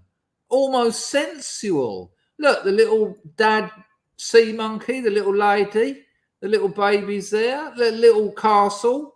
I was thinking, this is going to be amazing. And I'll tell you, well, I won't spoiler alert it. If you think he made money out of this, oh, you wait and see. There you go, ODYSEE. Only a Jew, if I can't even read that out. You get your channel cut down for that, ODYSEE. Right, here we go. Carry on. 10 years later, he got a patent for the process he developed. And thanks to heavily marketing it in comic books, Sea Monkeys sold amazingly well. They were so popular, they had a TV show on CBS at one point, and astronaut John Glenn even took them into space in 1998. Harold had 196 patents and also invented other novelty toys like X-ray specs, crazy crabs, and amazing hair-raising monsters. But Harold also had a dark side. Although he was Jewish, he had Oh, hang on a minute. The Jewish bloke who was in the KKK had a dark side. Yeah, you need to work out your spoiler timing. To his name, becoming Harold von Braunhut to sound more German and less Jew. He belonged to the Ku Klux Klan and regularly attended Aryan Nation meetings, even lighting the big cross on fire. He also donated some of the proceeds of one of his inventions, a baton-sized weapon that turns into a metal whip, to the founder of the Aryan Nations. Moving on to a lighter part of Harold's life, he was passionate about motorcycle stunts and got in on the daredevil action by racing hogs professionally, using the stage name the Green Hornet. And finally, Harold met his second wife, Yolanda Signorelli, at a TV taping in the late 1960s. Harold was producing a TV special for a magician, and Yolanda happened to be in the audience. Yolanda was a porn actress, but she decided to leave her career to work for Harold. Show business was kind of a tough thing, and I am not into all that myself. It's not show business. I liked being around Harold and the Sea Monkeys. Hang on a minute. Can we just enjoy his porn star wife saying that? Hang on. Harold and the Sea. I liked being around Harold and the Sea Monkeys. You can imagine round at Harold's drum, it was just fucking shrimp brine a go-go. Like just different, it's just like a laboratory of different mutations of shrimp brine. He made millions out of them. Yeah. Sea Monkeys. Yolanda later led marketing for Sea Monkeys and, since her husband's death in 2003, runs the company. Even today, Sea Monkeys continue to generate millions of dollars each year, but not many people know about the unfortunate dark side of the inventor of such a beloved, popular toy. Right, well, there's something else, and I can't remember what it is because he invented loads of toys that made millions. That's not a lie, by the way. Sea Monkeys still generate millions. Nowadays, you can get like big whole sort of sea monkey land, and kids, you can get a sea. I'll show you it. The sea monkey living sea monkey belt clip. Hang on. Sea monkey belt. Hang on. Where is it? You can wear your sea monkeys as you walk around. Oh, I can't find a picture of it. But you absolutely can, yeah. Incredible, eh? Absolutely incredible. KKK. He donated money to the Grand Wizard, probably David Duke at the time, from his stick that turned into a whip. Down, Jew. Fucking hell. It's so dark. Good Lord. The old sea monkeys, eh? What are you going to do about it? Right, it's now 1:45 in the morning. I've been up since the crack of dawn. Not that dawn. That would be ridiculous. Billy has sent us a picture of his room. Does it really look like that, though, Bill? We've had this video on this channel before, by the way. I reckon you'd like it to look like this. We've showed this before. If this is actually your room, that's amazing. Warten Tischnektastkral. Check this out, people. Remember we played this before?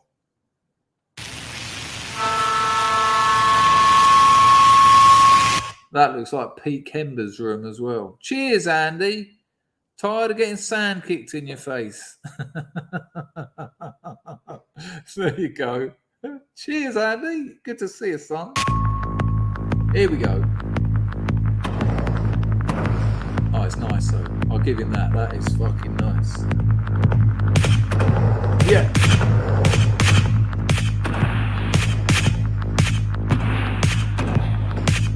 And last time I played it, I got a copyright strike. That's modular, isn't it? That's modules. They just build modules and then plug them all in together. Are you into all that niggling, Bill? John Doe says it looks like a mess. Well, you can't do anything about it because it's modular synth music. And so the way you get it to work is by connecting jack leads. So you end up with thousands of jack leads. Hang on, Bill, have you got 2 channels on the go? Are you Niggler in the woodpile as well as Niggling Bill? He's pulling the wool all over mine eyes.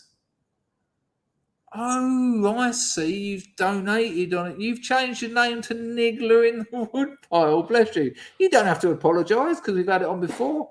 I thought it was excellent. I thought the music was excellent. But, yeah, he didn't like me playing it, which is a bit of a shame. But, yeah, there's a few of them, isn't there? There's a few of those people that do the modular music on the tubes. Where are we? I don't think I've missed anything. I haven't missed anything there. Good stuff. Drop that out. Right, it's going to be Alex. I'm afraid, people, because I've got to go. I've got to have an early night because I'm into this new getting up early lark. So, oh, no problem, Bill. No worries. I mean, I don't listen to a word I say myself, so I wouldn't worry. Here we go. Thanks to everyone who donated. Thanks to Rags and the boy Cray for looking after the place. And thanks to all you lot for chipping in that was just me talking for 2 hours, which is all right sometimes, isn't it? You got to see a nice pair of boobs. Oh, yeah, Charlotte. Right. Good call, Martin. Good call. It's a bit of a shame that my man Skin and Tonic ain't here, but he might watch this. So listen, Broken Silence emailed me today. Thank you, Chrissy. Broken Silence emailed me today, and David's going to get some sea monkeys. If you got kids, they're probably quite cool, but don't show them the picture first because they'll be disappointed like me. Actually get it for them so they can, you know. Nice one, Rags. A few likes are helpful. So listen, when I had Charla on the other, oh, by the way, I've put a new Substack out. If you're new here, like none of you are, I'm a writer. Link in the description. It's about the third link. It says Substack. The new story is called Sweetie World, and it's another true story from my life. And it's about an obsession I had when I was 15. And it's quite a sad story, actually. It's not the uplifting heroine tales. All the other ones are. But yeah, go and check that out. Leave a comment, please, because I'm going to send it to the bird in question. So that'll be helpful. But even if you don't like it, leave a comment. Tell me why. I might learn something. But don't do that, really. Obviously, just lie if you don't like it. So, Broken Silence said to me, he said, I got the feeling that you were a bit, these aren't his words, but this is what he said. Words to the effect of, he got the feeling I was getting a bit strung out towards the end of the Charla stream. And I was because, you know, what Jeffrey Charla says about psychiatry is quite hard to stomach, especially if you've had, like Skin and Tonic had, schizophrenia, diagnosed schizophrenia in your family, who then went on to kill themselves. And the reason I got a bit strung out was I like to be sensitive around things that have hurt people, especially in the glorious House of Scrubs, because we got a good thing going here.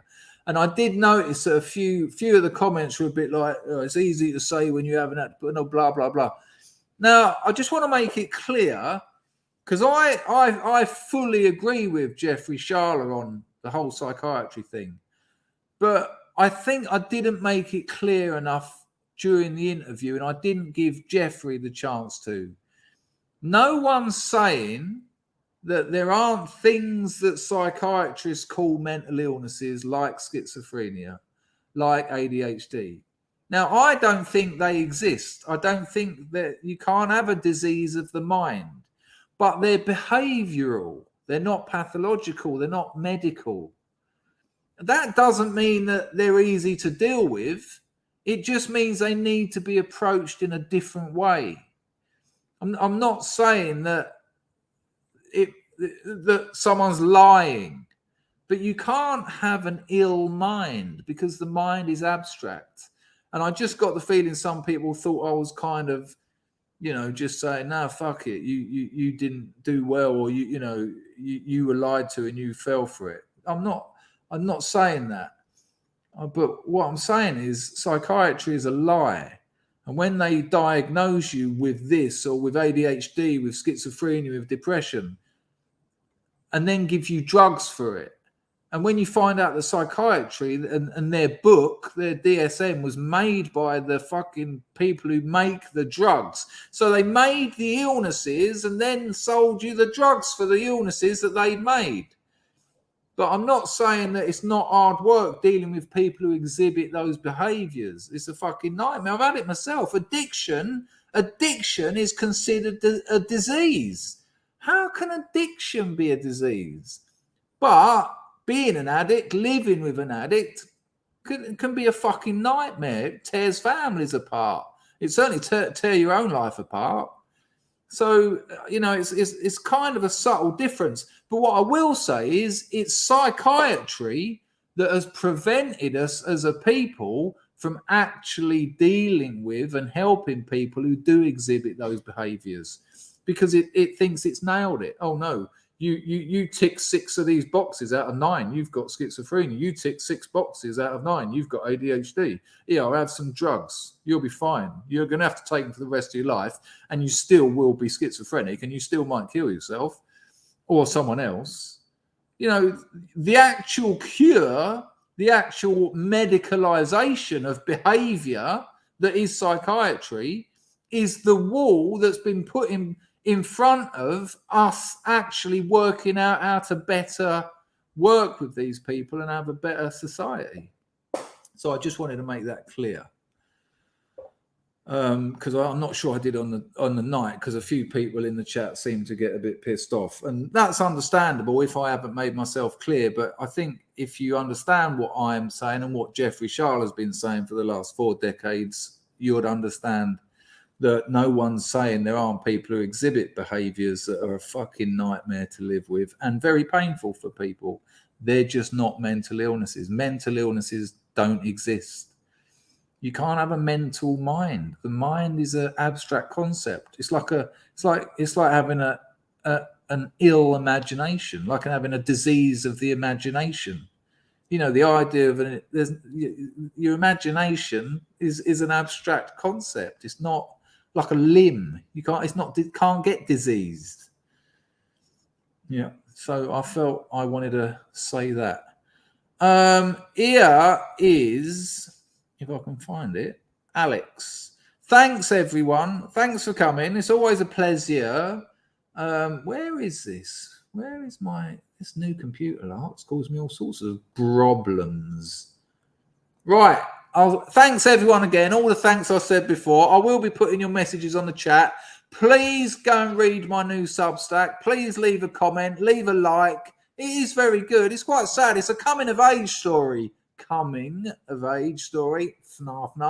But I think a lot of you, especially blokes, will be able to identify with it. If you're not signed up to my Substack, if you do that, everyone I write, which is about 1 a month, will be emailed straight to you. And it's a very cool way of supporting the channel. I'll tell you what, the boy Cray, I will do. I'll play Get It Out instead. That's a fair. I was playing that on my guitar actually earlier, but I won't put you through that nightmare, because it's certainly not Mumford. Here we go, people. This is Household and Get It Out. And you know, when I play Household, I'm now going to play at least 2 Household tunes. This is Get It Out. Where is it? There you go. Ta-ta.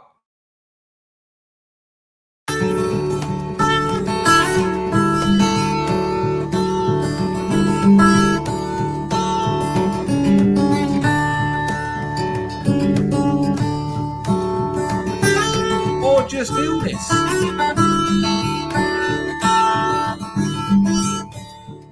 But it's behavioural, Vincent. You came in my dream, kissed me, loved me. Tears of a baby roll down your cheek. Your eyes are wide, so look around. Yeah, but his will be jank, Grego. You've loved to give, so get it Cheers, out. Get it out anytime.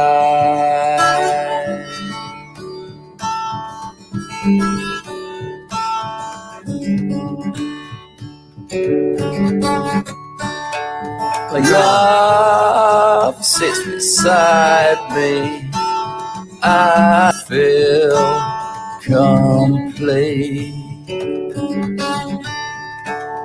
You came in my dream. Good to see you, Rossi. Appreciate it, mate. Love me. Your eyes are wide, so look around. You've loved to give, so get it out. Get it out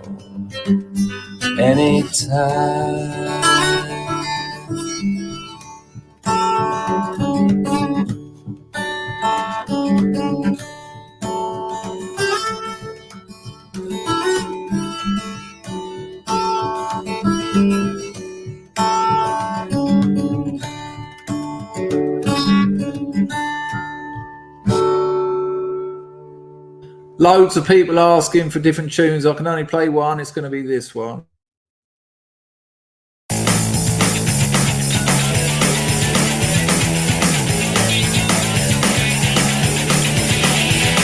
I get up and I rush, cause I got to get to the bookies on time. I've got an horse on the 325, it's alright, she's alive.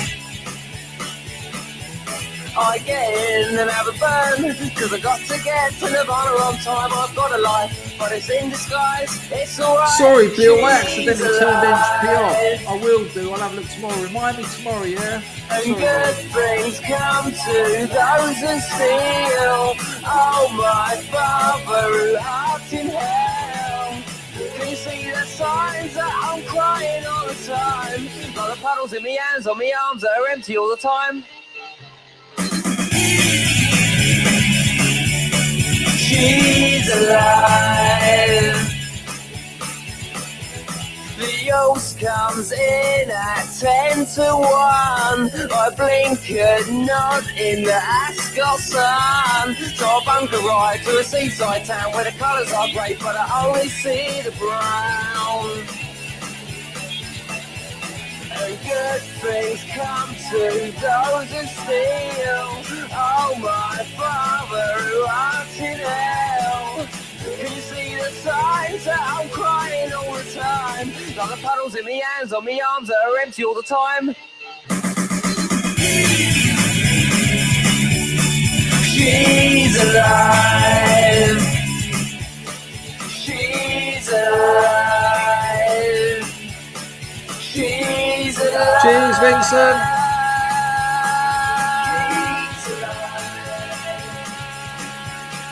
She's alive. I'll see what happened there. Bill was desperate for me to know that I'd missed his super chats, but entropies. I closed entropy by accident, Bill, so there's not much I can do. But remind me tomorrow because I can dig them out. No problem, Snoopy. In your own time. It's a privilege that you read it. All right, Bill, I'll see if I can have a look in a minute. All right, people, I've got to go. Yeah, I don't know what else to say. Go on, piss off up your own end, or I'll give you a clip round the ears, silly bugger. Hoitza!